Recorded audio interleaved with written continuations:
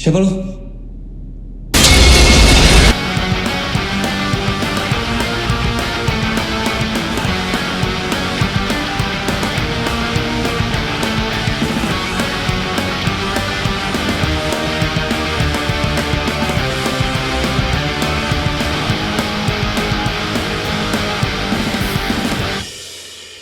Halo guys, kembali lagi bersama saya Agus di Kolom Sinema.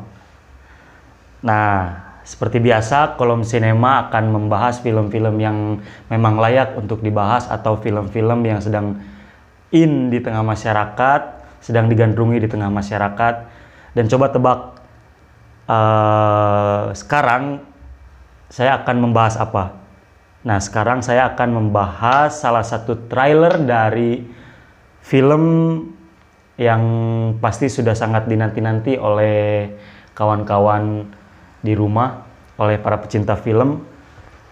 Film ini adalah sequel dari Pengabdi Setan yang tayang pada tahun 2017. Dan pada tahun ini Joko Anwar sudah mengkonfirmasi bahwa film Pengabdi Setan 2 juga akan tayang dengan judul Communion. Trailernya sudah muncul.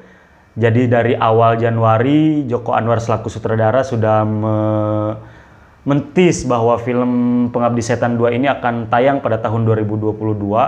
Kemudian beberapa bulan lalu muncul teaser pertamanya, kemudian disusul oleh teaser kedua, dan pada minggu kemarin muncul trailer dari film Pengabdi Setan 2 ini guys. Film yang berjudul Communion ini trailernya muncul sekitar pukul 5 sore dan baru sekarang nih saya sempat untuk meriak apa yang akan dihadirkan di film Pengabdi Setan 2 ini, karena di film pertamanya masih banyak plot-plot yang bolong gitu, yang mungkin disengaja oleh sutradara, oleh Joko Anwar ini, karena memang akan dilanjutkan ke film kedua. Walaupun film pertamanya tayang tahun 2017 dan baru tahun 2022 ini ditayangkan sequelnya, tapi tidak menyurutkan penantian panjang dari para penggemar film horor, juga penggemar karya-karya dari Joko Anwar. Tanpa lama-lama lagi guys, ayo kita saksikan saja seperti apa trailer dan prediksi jalannya cerita di film Pengabdi Setan kedua ini. Oke, kita mulai. Macem-macem aja kamu, ketakutan gak jelas. Ya karena kita nggak pernah mau ngomongin apa yang kita pernah alamin. Semua pura-pura, kayak nggak pernah terjadi. Aku yakin kok, nggak ada keluarga lain yang ngalamin kayak keluarga kita. Nah, di percakapan awal trailer ini masih masih balance ya antara film pertama dengan film keduanya gitu. Jadi sudah dipastikan kalau film kedua ini masih melanjutkan cerita dari keluarga pertama, keluarga yang ditinggalkan oleh ibunya. Nanti kita bahas film pertamanya. Lanjut. Jadi kita mau pindah. Kita nggak akan kemana-mana. Tinggal di rumah susun aman. Tinggal di rumah kalau ada apa-apa. Jika sendirian. Nah, ini udah ngejawab akhir dari film pertama, karena di film pertama si keluarga ini pindah gitu dari rumah sebelumnya, dan di film kedua ini menjawab bahwa teror yang hadir di film pertama belum selesai ternyata. Lanjut. Ini keren.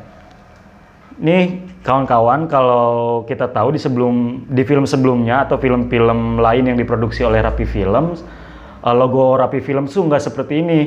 Logo Rapi Film ini tuh logo Rapi Film zaman dahulu, dan sekarang ditis lagi di film ini. Ini membuktikan bahwa Joko Anwar selaku sutradara mungkin dan rumah produksinya ingin mempertebal rasa rasa zaman dahulu, karena film ini bersetting pada tahun 80-an. Ya mungkin saja wujudkan salah satunya oleh logo rumah produksi ini. Keren. Lanjut.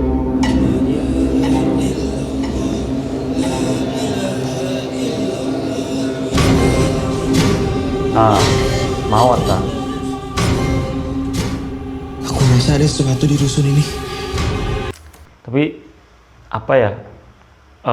Pengambilan gambar sini lagi-lagi Joko Anwar emang rajanya shoot sesuatu objek sehingga objek itu bisa jadi menarik gitu dan rasanya kuat. Film trailer Pengabdi Setan 2 ini kayaknya akan jadi film Joko Anwar banget gitu. Lihat aja nih. Lanjut tuh. Dusun Mandarani Utara. Kalau saya tidak. Nah ini Pak Budiman ya kalau nggak salah di film pertamanya. Ini juga salah satu tokoh sentral kalau menurut saya karena Pak Budiman ini yang punya banyak kunci dari semua pertanyaan di film pertama. Saya kira Pak Budiman di film 2 ini juga bakal punya peran besar. Ke sana akan banyak orang celaka. Ini kalau kita lihat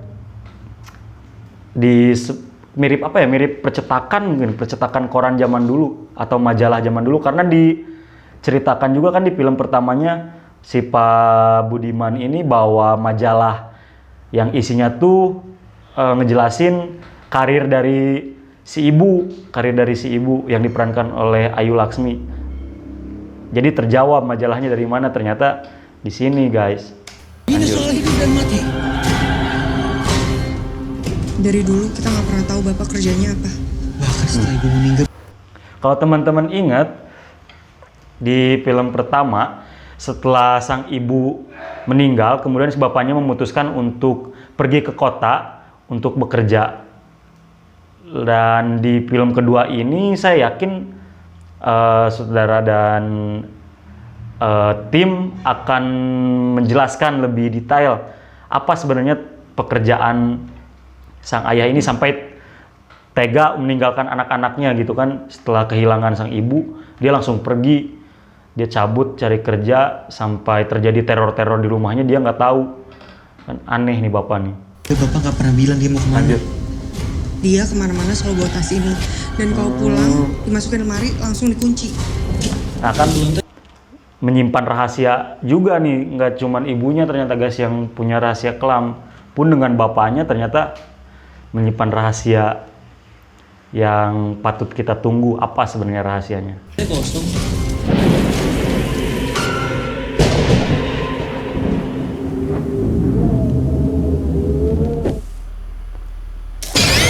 Bangsat. Nih, apa ini? Dua pocong guys, dua pocong sedang terbaring manja di dapur dan di depan kulkas dengan mata yang melotot dan masih disertai oleh kapas yang menutupi lubang-lubang hidungnya. Nih, melotot guys melihat si tokoh anak ini sedang menyalakan korek api. Ini nggak sadar kayaknya nih kalau di belakangnya ada pocong yang lagi rebahan. Lanjut.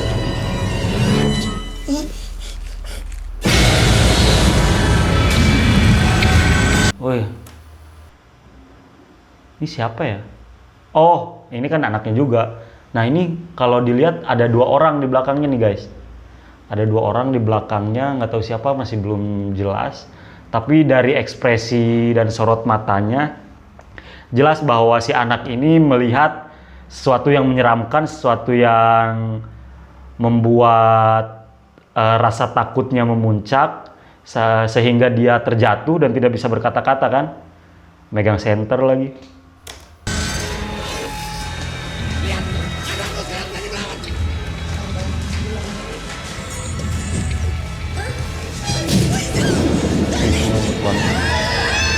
Apa lagi nih? Ada scene tarik menarik tangan ini di bawah lift, kayaknya liftnya apa namanya jatuh mungkin ya, atau kenapa nih sampai ditarik-tarik gini rame-rame.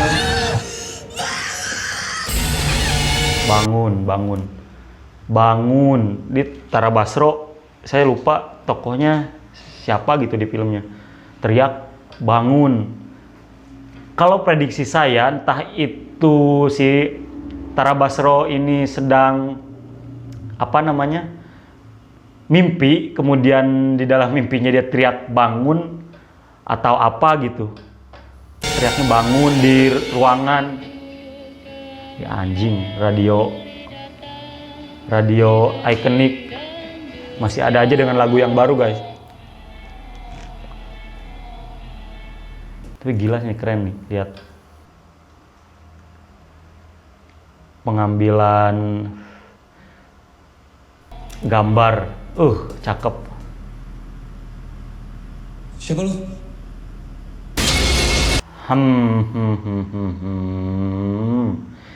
Si mama, si ibu, ini si ibu cantik, mantan penyanyi yang sudah meninggoy. Balik lagi dengan busana serba putih dan rambut panjang yang ditutupi. Naon ieu teh sigah kelambu. Gaun putih. 4 Agustus 2022. Tapi saya yakin bahwa di film kedua ini bukan lagi berfokus pada si ibunya kayaknya guys, tapi ada misteri yang lebih kelam di baliknya yang berkaitan dengan pekerjaan si bapak nih sebenarnya. Jangan-jangan si bapak juga punya andil besar. Mengapa sebenarnya si ibu jadi salah satu anggota dari sekte sekte sesat lah gitu. Kemudian kalau dikaitkan dengan film pertama seperti yang tadi sudah saya katakan bahwa di film pertama banyak plot-plot yang masih kosong, plot-plot yang masih belum terjawab. Oh iya, dan satu hal, di trailer ini masih belum dijelaskan nasib si anak bungsu. Kalau teman-teman ingat di film pertama dan jadi salah satu tokoh ikonik kalau menurut saya ya si anak bungsu itu dari semua jajaran aktor yang memerankan tokoh-tokoh yang ada di film ini. Si anak bungsu yang tunarungu ya kalau nggak salah, yang nggak bisa bicara juga. Dia tuh paling menonjol di antara aktor-aktor yang lain. Jadi semacam pemupuk emosional di dalam film. Dan di scene pertama nih, scene pembuka dari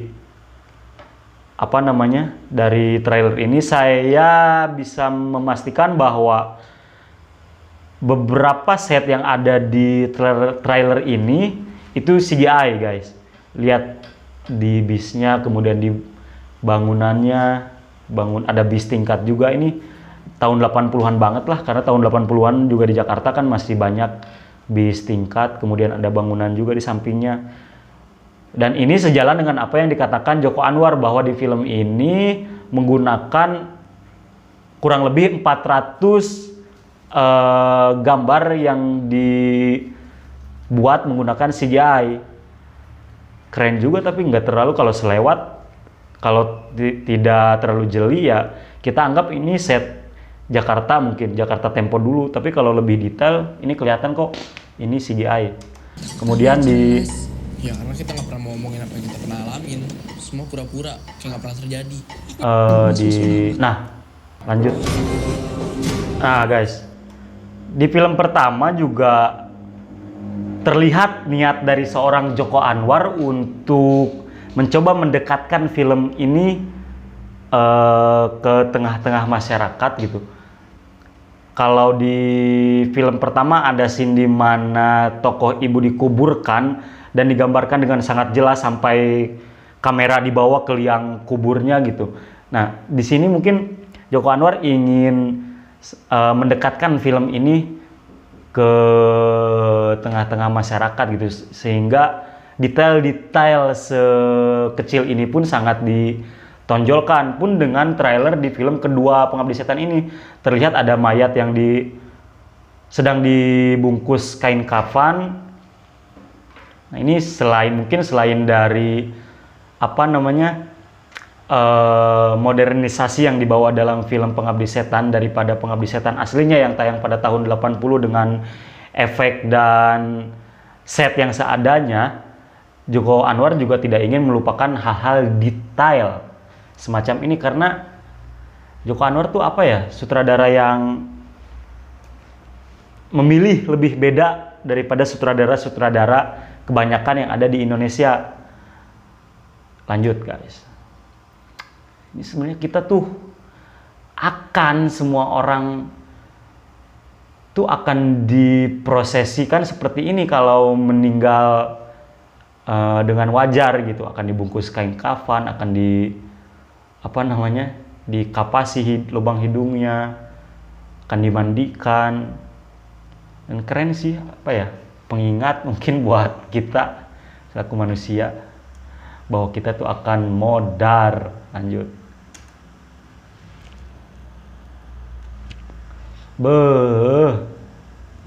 Nih. Ini yang saya suka tuh pengambilan set kayak gini nih. Kan ini rusun kalau dilihat ya biasa aja gitu, rusun sebagaimana rusun-rusun biasa, tapi di tangan Joko Anwar beserta jajaran tim, objek rusun ini menjadi sesuatu yang mewah, sesuatu yang segar. Dia pikir mungkin tokoh-tokoh ini pikir setelah mereka pindah dari rumah nenek kemudian pindah ke rusun, ini akan membuat kehidupan mereka kembali seperti semula. Dan itu ternyata salah. Justru teror-teror mencekam akan dimulai di rusun ini guys. Lanjut. Nih, tapi saya sangat menunggu peran dari Pak Budiman ini. Dia akan memiliki peran apa lagi di film kedua ini. Dan kalau teman-teman ingat juga di ending film pertama, setelah mereka pindah ke rusun itu ada sepasang suami istri mungkin yang menjadi tetangga mereka dan memberikan makanan ke keluarga ini. Kemudian setelah itu mereka masuk ke dalam kamar dan mereka tiba-tiba kan menari sambil memperlihatkan ada benih-benih di situ. Mungkin itu benih-benih setan mungkin, atau benih-benih apa, yang dua orang ini salah satunya laki-lakinya diperankan oleh Fachri Albar dan perempuannya oleh siapa tuh? Abigail apa gitu, saya lupa ya, aktor muda yang lagi naik daun juga. Dan kalau kita PK terhadap film-film yang digarap oleh Joko Anwar, khususnya dari film Pintu Terlarang yang tayang pada tahun 2007, di ending film itu kita pasti selalu diberi clue terkait film-film selanjutnya akan tayang. Seperti film Pintu Terlarang, di akhirnya setelah si Fachri Albar ini menjadi seorang pendeta di dalam gereja, kemudian ada satu orang tokoh yang datang ke gereja tersebut dan meminta saran sih, semacam mengobrol lah dengan si Fachri Albar yang menjadi pendeta ini. Dan tokoh laki ini adalah Rio Dewanto guys. Rio Dewanto yang pada tahun 2012 ternyata menjadi pemeran dari tokoh di film Modus Anomaly. Dan sekarang juga kita diberikan lagi di film Pengabdi Setan pertama, Fachri Albarnya muncul lagi dengan tokoh baru. Jadi mungkin anggota dari si sekte itu mungkin mengikuti keluarga ini. Itu juga menarik sih kayaknya. Jadi seolah-olah Joko Anwar itu ingin menyambungkan seluruh filmnya walaupun dengan alur dan cerita yang berbeda, tapi dia men-spill beberapa tokoh yang hadir lagi di film selanjutnya. Nah, itu yang kerennya dari Joko Anwar. Lanjut. Ini sini nih. Ini kok kepikiran gitu. Nyimpen pocong rebahan di di sini. Sambil melotot lagi matanya. Penuh darah. Dan dia nggak sadar nih pasti. Lanjut.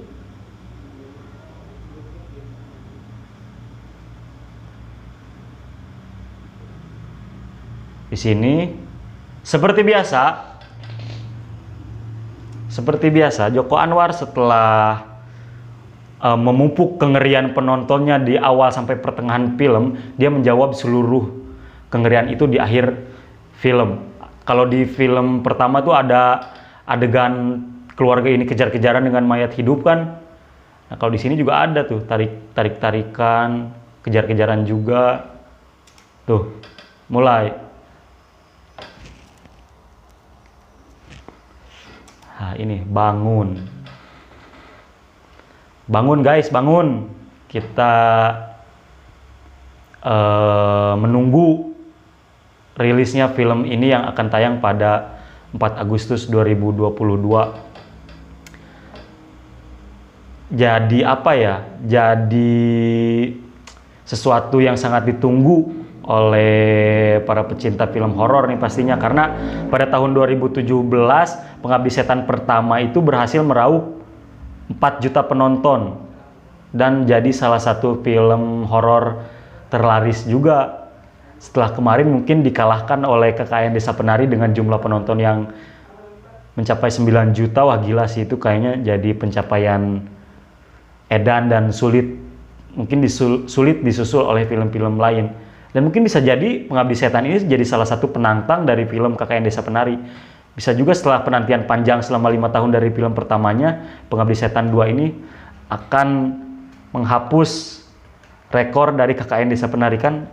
Mungkin juga. Apalagi nggak main-main di film pertamanya, Joko Anwar sampai menyiapkan film Pengabdi Setan ini 10 tahun. Gila nggak tuh lamanya 10 tahun? Pengabdi Setan 2 ini hanya 5 tahun, Pengabdi Setan pertama 10 tahun. Itu sih mungkin yang bisa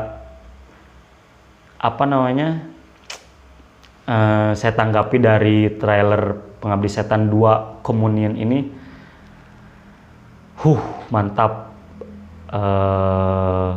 Joko Anwar lagi-lagi memberikan satu rasa yang berbeda dalam dunia film horor Indonesia dan satu napas segar lagi untuk perfilman Indonesia setelah 2 tahun kemarin dibuat luluh lantah oleh pandemi, dan sekarang awal tahun 2022 kita sudah banyak disuguhkan film-film menarik yang membuat bioskop kembali ramai.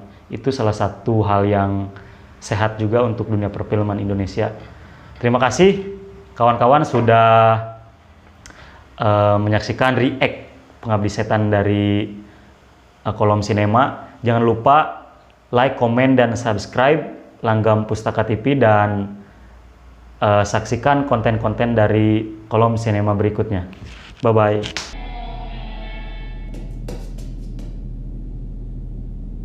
Siapa lu?